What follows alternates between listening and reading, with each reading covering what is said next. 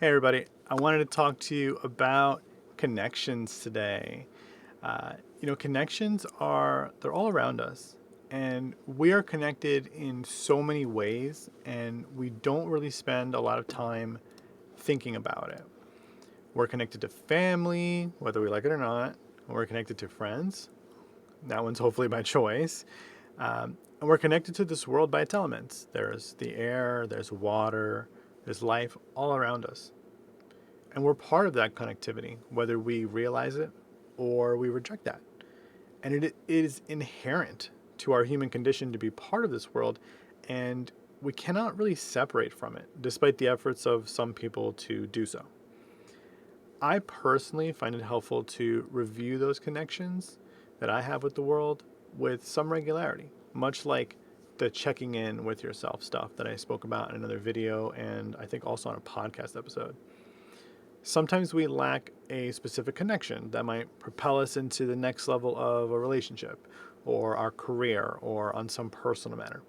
And the fact is, no one's an island, so fostering connections in our world allow us to extend our reach beyond the things that we are capable of on our own.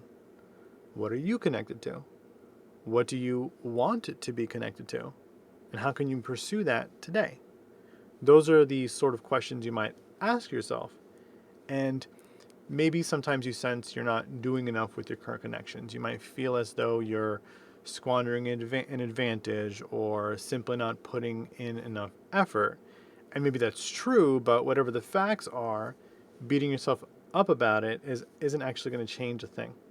So no matter which problems you have with connections, there's probably something you can do to revive them. So here's a few suggestions, homework if you will, that you can try. Reach out to someone that you haven't spoke to in a while. Catch up with current events with them, or even just reminisce about old times with that person. Imagine if you were on the receiving end of something like that, right? Someone reaches out to you randomly. That can feel pretty great to be remembered. You can impart those sorts of feelings on another person with just a text message sometimes.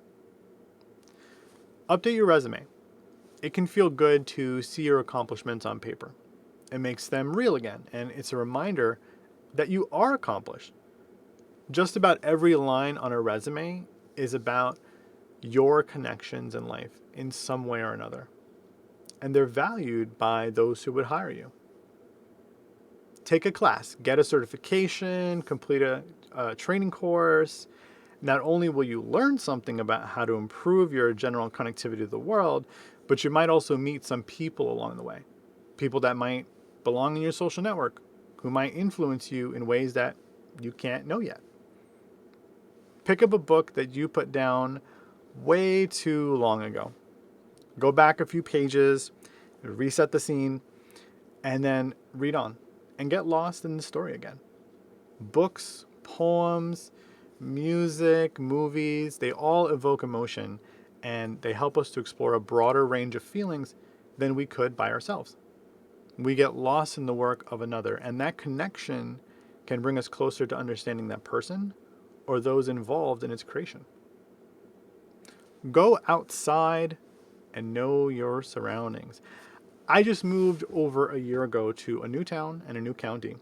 And it wasn't until my wife and I got outside into the physical world that we met our neighbors and we started getting a feel for the neighborhood in general. You can't do that from within the walls of your home solely. Even simple things like mowing the lawn or taking the dog for a walk can introduce you to new connections that you might want to foster. So those are just some suggestions. And they're all about connections, man. And they're all around us and they're worth exploring for real. Maybe you're ready to engage with a few of these. Think of a few on your own. And when you're ready, get out there and connect.